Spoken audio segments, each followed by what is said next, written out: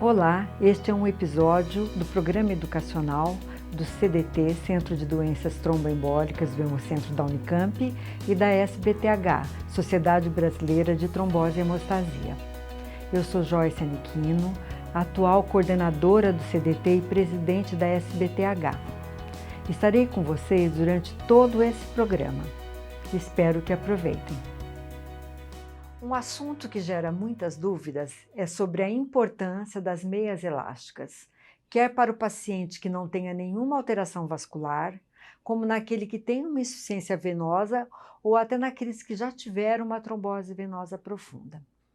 Para discutir esse assunto, eu tenho o prazer de convidar o Dr. Marcone Sobreira, que é cirurgião vascular e professor da Unesp de Botucatu. Bem-vindo, professor. Boa tarde, obrigado aí pelo convite. Vamos tentar conversar um pouquinho aí sobre as meias elásticas, tentar ajudar um pouquinho nas informações. Então, a primeira questão que eu gostaria de fazer é: qual a função das meias elásticas? As meias elásticas, na verdade, elas ajudam no que a gente chama de retorno venoso, né? Uma das grandes queixas, principalmente para a população que tem doença venosa, insuficiência venosa e varizes propriamente dita, é o quê?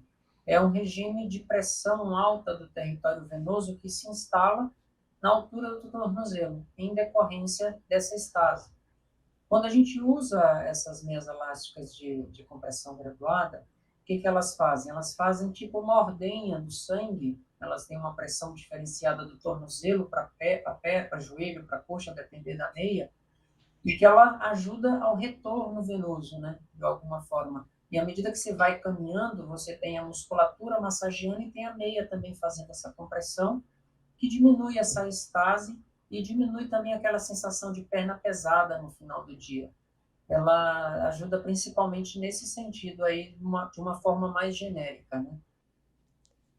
E, professor, a meia elástica, ela previne o aparecimento de trombose e, ainda mais, qualquer tipo de trombose? Então vamos lá, quando a gente fala da meia elástica, a gente está falando da trombose venosa, né?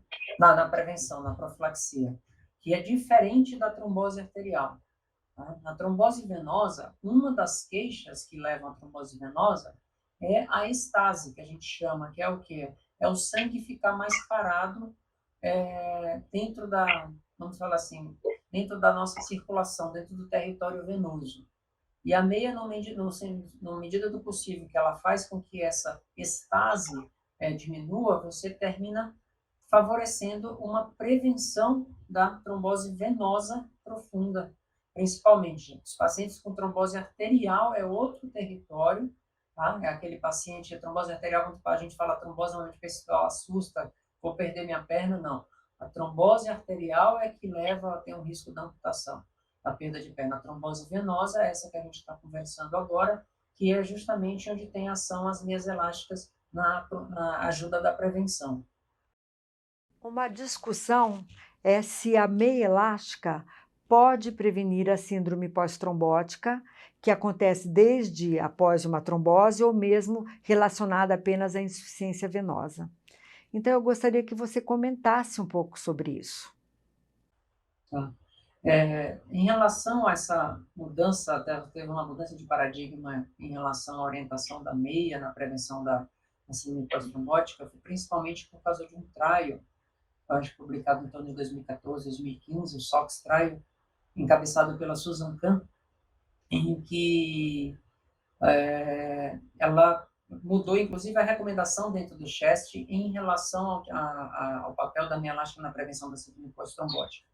Só que esse trial, existe alguns pontos que são passíveis de críticas, especialmente em relação ao que você tinha comentado mesmo do grupo controle, da recomendação da utilização da meia elástica. E, além da meia elástica dentro do grupo, dentro desse estudo, foi uma coisa que foi recomendada, né? Ela não foi uma coisa obrigatória dentro do grupo, que foi uma crítica pontual aí em relação às conclusões. E outra coisa também, o critério que a Susan Kahn e os autores utilizaram lá para o diagnóstico da síndrome pós-trombótica, eu posso estar errado, mas ele não, o critério que, embora o mais sugestivo seja o score de Villalta para fazer o diagnóstico, né, que inclusive é um documento lançado pelo SPH, encabeçado pela Susan Kahn também, naquele documento eles utilizaram um outro score também para caracterizar a síndrome pós-trombótica, acho que o de jogo, eu não lembro exatamente qual, e talvez isso são alguns pontos aí que a gente tem que levantar em questão, essa mudança de paradigma de uma coisa que a gente vê no dia a dia, na nossa prática diária ambulatorial, de consultório, que existe um relato dos pacientes que mudam em relação ao conforto, né, do conforto em relação à qualidade de vida com a utilização da meia e no impacto do desenvolvimento da síndrome pós-trombótica. E eu gostaria de uma questão sobre meias elásticas e varizes, meias elásticas e trombose, e se existe alguma diferença no tipo de meia elástica para cada uma dessas situações. Tá? As meias elásticas, a gente tem três tipos. A gente tem a meia elástica de suave, média, alta compressão e tem também a de extra alta compressão. O que muda aí é a pressão que é fornecida principalmente no tornozelo. Quando a gente fala meia elástica, a gente está falando meia elástica de compressão graduada. Então, ela tem uma pressão no tornozelo, ela vai, de forma que ela vai diminuindo à medida que ela sobe, né? E favorece essa circulação, diminui a chance de estase. Quando a gente fala da varizes, da insuficiência venosa, é a melhor funcionamento, vamos dizer, a melhor prevenção, melhor uso da meia elástica, né? Você consegue melhorar a sua queixa, consegue melhorar, diminuir o regime de hipertensão venosa dentro do sistema venoso, que termina sendo a principal queixa relacionada. As queixas decorrentes da hipertensão venosa costumam ser os principais sinais, sintomas decorrentes da queixa dos pacientes. E na trombose venosa profunda, ela também tem essa função de diminuir a estase. Então, existe até uma certa orientação que é um tipo de profilaxia mecânica que a gente pode fazer com os pacientes que teve uma trombose venosa, né? Ou que então estão em chance de desenvolver essa trombose venosa. É importante tanto durante o tratamento, né, no caso da trombose venosa profunda, quanto após o tratamento, no sentido de diminuir a ocorrência de um quadro que a gente chama de síndrome pós-trombótica. Tá? E ainda existe, embora existam algumas evidências que vão de encontro a essa recomendação da meia elástica na profilaxia, na prevenção de síndrome pós-trombótica, a evidência mais forte ainda é que a gente oriente a utilização das meias elásticas para a prevenção da síndrome pós-trombótica. Seria o quê? Essa síndrome pós-trombótica, após a ocorrência da trombose venosa profunda, um quadro de insuficiência venosa decorrente da trombose venosa profunda, que pode acontecer de inchaço prolongado nas extremidades, de manchar a pele, de aparecer ferida, de aparecer varizes. Então, no sentido de retardar ou tentar prevenir o aparecimento dessas complicações após o episódio de trombose, a meia elástica também ajuda nesse sentido. Bom, uma das questões que às vezes os pacientes fazem é saber se a meia está funcionando bem depois de um tempo de uso. Então, existe alguma indicação de tempo de uso e como que você sabe se essa meia ainda está funcionando? Uma das principais coisas que a gente precisa ter para que a gente utilize o máximo tempo ideal da meia, assim, é você, no momento que você for prescrever a meia, cada paciente tem uma medida de panturrilha, né, na nossa perna, é diferente. Né? Então, assim, a meia tem que ser adequada ao tamanho da perna do paciente para exercer a compressão adequada. Então, primeira orientação, vai prescrever uma meia elástica, existem algumas medidas que a gente pode ter que fazer. Diâmetro do tornozelo, diâmetro na panturrilha, altura da perna, né, do joelho, para saber qual que é a meia de, por exemplo, se a meia de média compressão, existem tamanhos diferentes. Então, a depender do tamanho da perna da paciente, a gente tem que ter um tamanho diferenciado da meia também. O ideal é o quê? Em torno de 4 meses, 4, 5 meses aí, da gente estar trocando com cuidado ideal com a meia elástica. Uma outra questão é, todo paciente pode usar meia elástica? Ou se existe alguma situação em que ela não deve ser utilizada? Tá? Então, a meia elástica, ela existe algumas contraindicações também. Então, por exemplo, se o paciente está com uma ferida na perna, né? Se ele tem um tecido necrótico, se ele tem doença arterial instalada, se ele tem uma infecção ativa, o ideal é que ele não utilize nesse momento.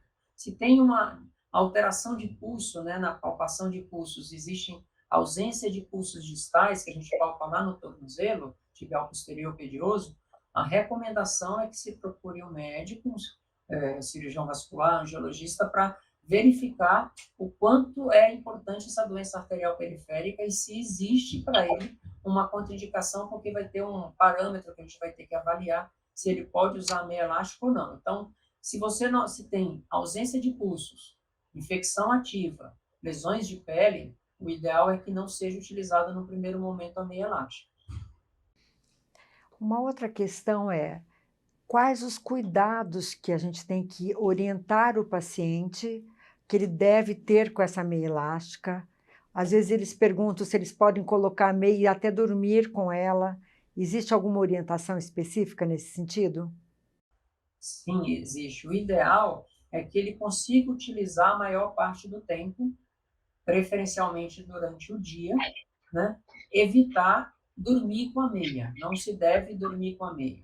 Se você utiliza essa meia num período de 8 a 12 horas, até 8 horas já existe algum benefício, já está o tempo ideal. Existe a recomendação de você não dormir com a meia. Você deve colocar ela pela manhã, né? Por que pela manhã? Quando a perna está com um volume mais, sem edema residual. Mas se você colocar durante o dia, às vezes já tem algum edema residual, vai ser mais difícil, vai ser mais desconfortável você colocar a meia. Então, preferencialmente, logo que acorda, existe inclusive alguma recomendação de antes de colocar a meia, você pode deitar, fazer um leve repouso com os membros elevados, para que se tiver algum edema residual, isso tenha um certo alívio, para então você calçar essa sua meia e utilizar durante o dia. Mas a recomendação é que você não durma com a meia elástica. E por último, Dr. Marconi, quanto tempo após uma trombose um paciente deve utilizar a meia elástica? E também, se o paciente tem uma insuficiência venosa, existe um tempo que ele deve usar ou isso deve ser contínuo? No caso da insuficiência venosa, a orientação é que seja tanto um quanto outro, é mais contínuo realmente o tratamento, né? No caso da trombose venosa profunda, após o tratamento, a prevenção quanto mais tempo o paciente utilizar, melhor. Não existe assim uma recomendação, você tem que usar 3 meses após o término da trombose, 6 meses após o término da trombose. Quanto mais tempo ele conseguir utilizar para a prevenção daquilo que a gente comentou há pouquinho, que é a síndrome pós-trombótica, melhor. Tá ótimo. Eu queria agradecer a sua participação e espero que em breve novas oportunidades para discutirmos esse tema possam surgir, tá bem? Tá legal, muito obrigado pela oportunidade, parabéns aí pela iniciativa que vai ajudar bastante gente também. Se você gostou deste episódio, não deixe de compartilhar com seus colegas. Outros episódios estão disponíveis no site do CDT e da SBTH. Aproveitem!